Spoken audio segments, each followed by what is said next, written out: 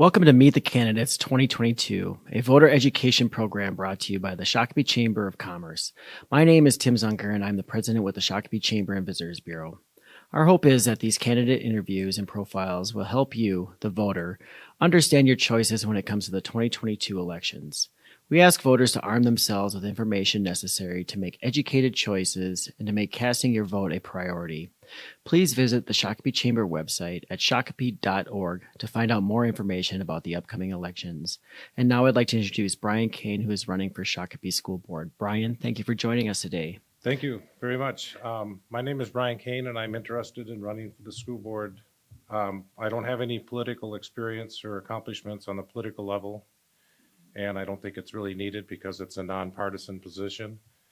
And but in the years past, I've had many opportunities to volunteer. I've been a chairperson for our parish festival for 2 or 3 years in the past when it was Yulee Fest at St. Mark's, and I've been on the parish council in the past, and I continue to volunteer in those aspects with the parish and also to be active in my children's activities. I volunteered in the past as a soccer coach for 2 of my daughters. And that's all I have for an introduction. Great. Well, thank you, Brian. What inspired you to run for school board? Well, the main thing that inspired me to run for the school board is twofold. The lack of transparency within the school board, i.e. shutting down voices and limiting the First Amendment right of freedom of speech for any person who has disagreed with the whole narrative of masking, vaccine status, and distance learning effects on the mental health of our students. The second reason that inspired me to run is to be a voice for other parents, families, and students who are too fearful to stand up to the school board and superintendent for fear of losing a job or being publicly shamed in person or on social media. Great. Thank you, Brian. We've seen the graduation rate in Shakopee High School stay above the state average.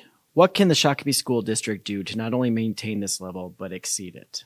The school board can continue to maintain this level by being more transparent with parents and students, by clearly and completely explaining class content with an easy to read, which is easy to read, concise, and lists clearly stated goals that would maintain this level. To exceed this level, this transparency needs to be constant and not just published pre-operating levy or general election vote in November. It should be published monthly. Great, thank you. According to Minnesota's North Star accountability system, we have seen the number of students meeting standards in math, reading, and science drop from pre-pandemic numbers. What can the Shakopee School District do to bring those numbers back to pre-pandemic levels? The main thing that the school district should be doing or have done is to keep students in school and to forgo any distance learning in the future. Another thing that should be done is to make sure teachers that are hired have the students learning the subjects mentioned above without being bullied by the teachers union or the Minnesota School Board Association to what can and cannot be taught in the classroom, i.e. diversity, equity, and inclusion. Diversity, equity, inclusion curriculum do not have to be included in every subject that the student takes. Thank you. In 2021, voters approved an operating levy for the Shakopee School District. If elected, what are your priorities regarding the school district's budget? My priorities for the district budget would be to have the school board making the decisions and not any more top-down advice or admonishment from the superintendent, as the superintendent's role does not and shouldn't have changed during the unconstitutional governor's orders during the past 2 years. The school board makes decisions and votes on a budget, and the superintendent cannot take the lead in school board meetings even during an unconstitutional enactment of emergency powers by the governor. I would also like to investigate down to the last dollar where the COVID relief funds for our districts were spent. Thank you. And what has the existing school board done well, and where are its opportunities for improvement? The existing school board have done very well concerning all the chaos the last 2 years created. However, transparency declined and overhanded decisions against one side of the masking issue was extremely detrimental to the unity our district needed then and did not receive from the board. The biggest opportunity I personally see for the board is increased transparency and an increased role in the board members to not only so that they not only can critically think for themselves instead of following the whims of the superintendent, teachers union, and the Minnesota School Board Association and the groupthink that entails. Great. Thank you, Brian. Now I'd like to give you an opportunity to give your closing statement and message to the voters.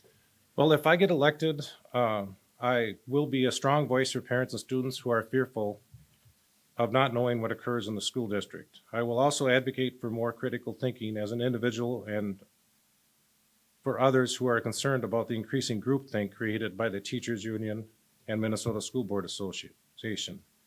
And finally, I would like to increase awareness of what the diversity, equity, and inclusion department's goals are and inform other citizens of the school district what dangers this department has on our children, our families, and for our district as a whole. Thank you. And again, the views expressed in these interviews are those of the candidates, not those of the Chamber and Visitors Bureau. The Chamber is sponsoring these events as a service to the community and has gone to great lengths to ensure its objectivity. The Chamber does not endorse any candidate, but seeks to provide you, the citizens and voters of Shakopee, with the information you need to make an informed choice. The Shakopee Chamber and Visitors Bureau extends a sincere thank you to the candidates. We appreciate your time and service to our community by running for office. You are performing an important service to us all. Again, thank you for joining us for this edition of Meet the Candidates 2022. Please join us September 29th at River Valley Church for our candidate forum. Please visit the Shakopee Chamber website at shakopee.org for more information.